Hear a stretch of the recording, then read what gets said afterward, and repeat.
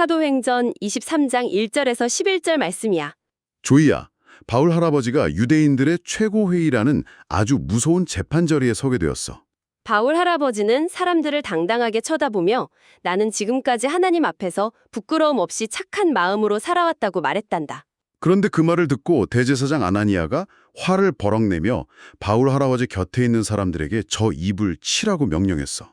억울하게 뺨을 맞은 바울 할아버지는 회칠한 담벼락 같은 당신, 하나님이 당신을 치실 것이오 하고 소리쳤어. 겉으로는 하얗게 칠해서 깨끗해 보이지만 속은 썩어 있는 위선자라는 뜻이지. 법대로 재판해야 할 대제사장이 오히려 법을 어기고 때리라고 했으니까 말이야. 하지만 사람들이 대제사장님께 욕을 하느냐고 꾸짖자. 바울 할아버지는 성경 말씀을 기억하고 대제사장인 줄 몰랐다며 금세 정중하게 사과했단다. 조이야, 바울 할아버지는 정말 똑똑하고 지혜로웠어. 재판 자리에 모인 사람들이 사두개파와 바리새파로 나뉘어 있는 것을 보았거든. 사두개파 사람들은 천사도 없고 죽은 사람이 다시 살아나는 부활도 없다고 믿는 사람들이었어. 반면에 바리새파 사람들은 천사도 믿고 부활도 믿었지. 바울 할아버지가 큰 소리로 여러분, 나는 바리새파 사람입니다.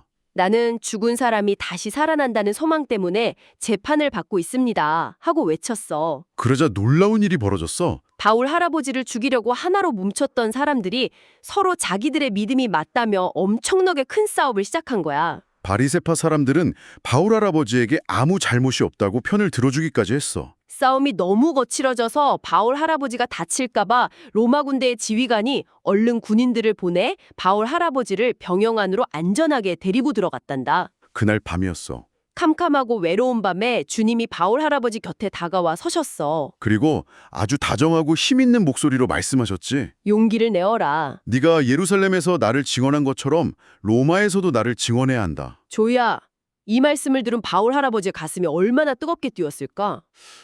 할아버지의 이야기로 쭉 들으니까 그 당시의 팽팽한 긴장감이 고스란히 느껴지네요. 네, 정말 그렇죠. 우리 어린이 친구들 그리고 부모님들 이 이야기를 그냥 옛날 이야기로 쓱 넘기지 말고 돋보기로 들여다보듯 자세히 살펴볼까요? 좋아요. 가장 먼저 바울 할아버지가 서 있던 그 산에 해드린 공회라는 재판 자리를 머릿속에 한번 그려보세요. 당시 그곳은 무려 71명이나 되는 권위 있는 재판관들이 반원형으로 빙 둘러 앉아있는 아주 숨막히는 구조였거든요. 맞아요. 도망칠 곳도 없고 사방에서 매서운 눈동자가 노려보고 있는데 바울 할아버지는 피하지 않고 당당하되 나는 부끄러움이 없다고 말했어요. 그런데 그 당당한 태도가 그 유대인들 사이에서 가장 높은 권력을 가진 대제사장 아나니아를 엄청 화나게 한 거예요. 그래서 다짜고짜 저 사람 입을 치라고 한 거군요. 네. 사실 유대인 법으로는 재판이 끝나기 전에는 절대로 피고인을 때리면 안 되는데 법의 최고 책임자가 앞장서서 법을 어긴 셈이죠. 와, 내가 잘못한 것도 없는데 누가 갑자기 뺨을 거세게 때리면 우리 친구들도 진짜 억울하고 화가 날 텐데 말이죠. 당연하죠. 바울도 똑같은 감정을 가진 사람이었으니까 순간적으로 확 화가 나서 회칠한 담벼락 같은 당신이라고 소리쳤어요. 아까 이야기에서 겉은 깨끗해 보이지만 속은 썩어 있다는 뜻이라고 했잖아요. 맞습니다. 당시 사람들은 낡은 담벼락 겉에 하얀색 회를 칠해서 깨끗하게 꾸미곤 했는데 아무리 하얗게 칠해도 속은 더러운 것처럼 겉으로만 거룩한 척하는 대제사장의 부패함을 날카롭게 찌른 겁니다. 약간 겉은 예쁜 생크림으로 덮여 있는데 싹둑 잘라보니까 속은 까만 진흙으로 꽉 차 있는 그런 속임수 케이크 같네요. 아주 훌륭한 비유네요. 아이들도 대제사장의 위선이 얼마나 나쁜 건지 확 와닿겠어요. 그런데 여기서 진짜 중요한 건 바울의 그 다음 반응입니다. 주변 사람들이 감히 대제사장한테 욕을 하냐고 꾸짖으니까 핑계대지 않고 바로 사과를 하더라고요. 네, 성경에 백성의 지도자를 욕하지 말라는 말씀을 딱 떠올리는 순간 상대방이 밉고 화가 나도 즉시 하나님의 말씀에 순종한 거예요. 내 억울함보다 하나님의 말씀을 먼저 생각하다니 정말 진짜 지혜로운 분이에요. 그리고 그 놀라운 지혜가 사두개파와 바리새파의 싸움에서 완전 폭발하죠. 맞아요. 그 두 그룹이 부활을 두고 엄청 다르게 생각했잖아요. 이 부분을 우리 친구들이 이해하기 쉽게 한번 설명해 주시겠어요? 네, 게임으로 비유해 볼게요. 한 팀은 죽어도 나중에 다시 살아날 수 있는 보너스 생명이 무조건 있다고 굳게 믿는 거고요. 다른 팀은 절대 아니다. 보너스 생명 같은 건 없고 한 번 죽으면 영원히 끝이다. 이렇게 매일매일 말싸움을 하는 거랑 비슷하네요. 정확합니다. 여기서 보너스 생명, 즉 부활이나 천사가 절대 없다고 믿는 쪽이 사두개파였고 다 믿는 쪽이 바리새파였어요. 바울은 그 갈등의 스위치가 어디 있는지 정확히 알고 있었죠. 와, 하나님은 정말 세심하신 분이군요.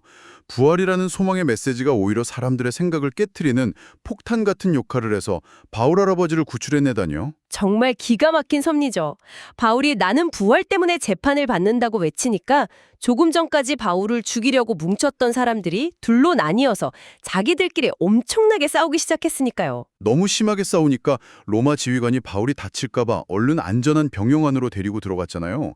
안토니아 요새라는 튼튼한 곳이었죠. 네, 겉보기엔 죄수처럼 군인들에게 끌려간 것 같지만 사실은 하나님이 유대인 폭도들이 절대 들어올 수 없는 가장 안전한 경호실을 제공해 주신 거였어요. 그렇지만 굳게 닫힌 그 캄캄한 감옥에 혼자 남은 바울 할아버지 마음은 정말 무너져 내렸을 것 같아요. 뺨은 여전히 욱신거리고 밖에서는 자기를 죽이겠다는 암살자들이 득실거리니까요.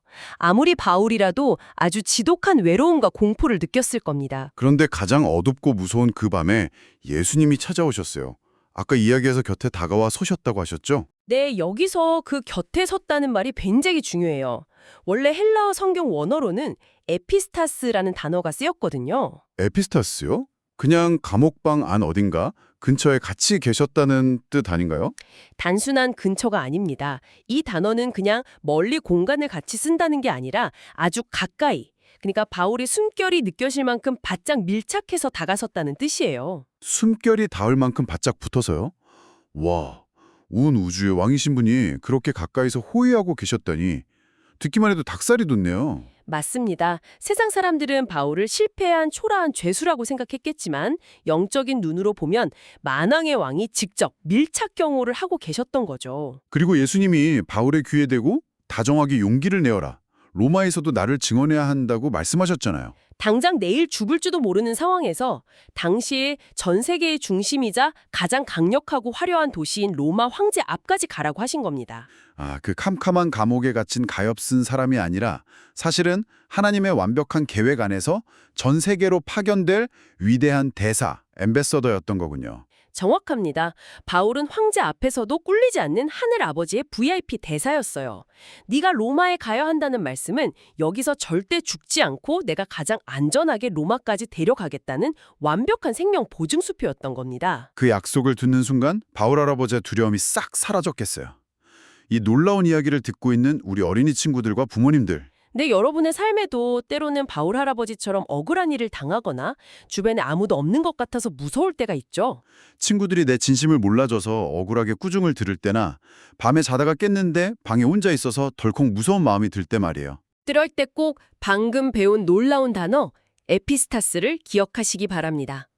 세상에 나 혼자 남겨진 것 같은 가장 외로운 순간이 사실은 예수님이 여러분에게 가장 가까이 다가오시는 시간입니다. 우리 친구들의 침대 옆에 텅 빈 교실 자리에 혼자 걷는 골목길에 예수님이 숨결이 닿을 만큼 바짝 서서 지켜주고 계시는 거군요. 네, 보이지 않아도 곁에 서서 여러분 귀에 다정하게 용기를 내어라 하고 속삭여주고 계십니다. 어쩌면 우리가 겪는 답답하고 캄캄한 시간들이 우리를 나만의 로마로 가장 안전하게 데려가기 위한 하나님의 특별 호위 차량일 수도 있겠네요. 그렇습니다. 우리를 향한 하나님의 완벽하고 치밀한 계획을 온전히 믿는다면 우리는 어떤 두려움 앞에서도 씩씩하게 미소 지을 수 있을 겁니다. 여러분은 오늘 이 놀라운 이야기를 듣고 무엇을 결심했나요? 내가 억울하고 슬플 때 바로 내 옆에 바짝 다가와 용기를 내어라 하시는 예수님을 꼭 기억하기로 해요. 네, 눈을 감고 그분의 따뜻한 체온을 느껴보는 겁니다.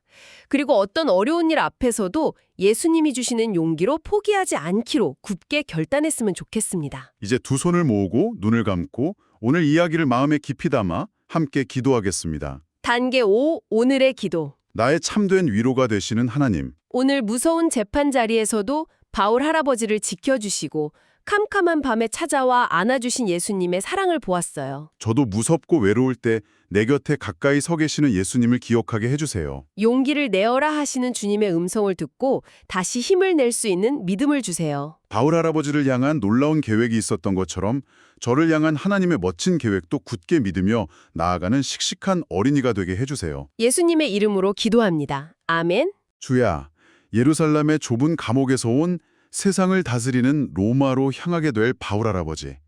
앞으로 펼쳐질 더 크고 놀라운 모험 이야기도 할아버지가 꼭 들려줄게.